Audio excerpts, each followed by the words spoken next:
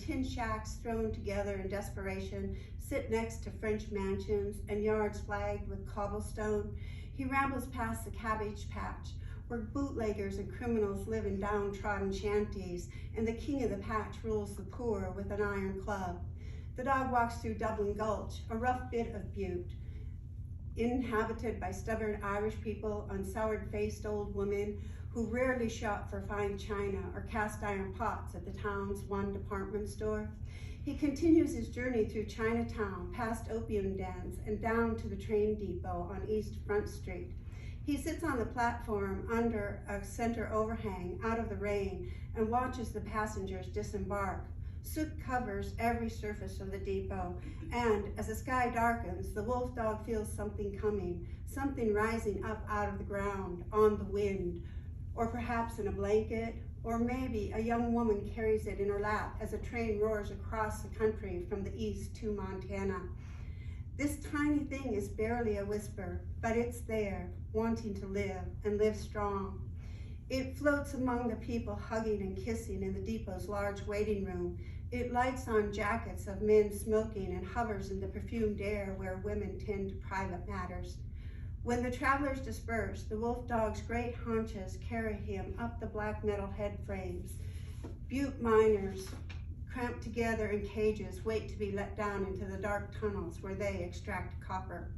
Before work, they leave meat scraps and pieces of dried bread on the rock for the dog. At the end of the day, when they rise up out of the shaft, their faces grimed with dirt, they pat the dog's head and tell him he's good. He lifts his large paws as he crosses Park Street and weaves his way through the people who haven't yet recovered from last year's fire on the hill.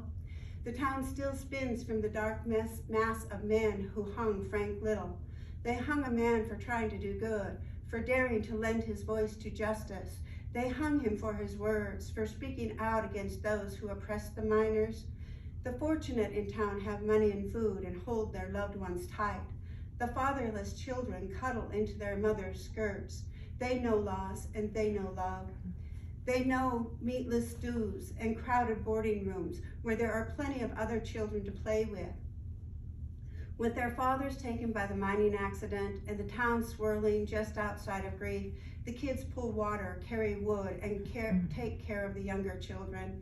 Their mothers work in shops, cafes, and mansions on the hill and bring home a meager pay. The wolf dog loves one of these children, a boy who never had a mother or father. Someone dropped him off at the Polly May home for kids and never looked back. Now the boy has a new family, a mother, a grandmother, a young sister, and a father who is off at war and writes him glorious letters. Be good, my boy, his new father writes. Take care of your mother and sister. Almost 10 years old now, the boy has grown tall. He works keeping the bakery clean, supplying wood for bread ovens, delivering food to the sick and elderly. The boy has heart and gumption. He has a good mind. Somehow he learned to love.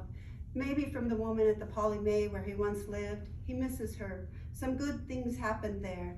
The wolf dog found him there. He loves the wolf dog, and the dog feels it at the very center of his ancient being. This speck of something that has entered the town, maybe on the train or the leather straps of a trunk or in the cough of a miner, worries the dog for the boy's sake.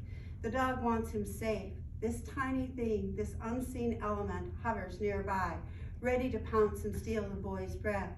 This thing is so tiny the dog can't even tear it to shreds with his great teeth. His claws are nothing against it. He can't find it so he can smash it into the dirt or bury it. He can only feel it out there, waiting, lurking. So that's the flu coming to town.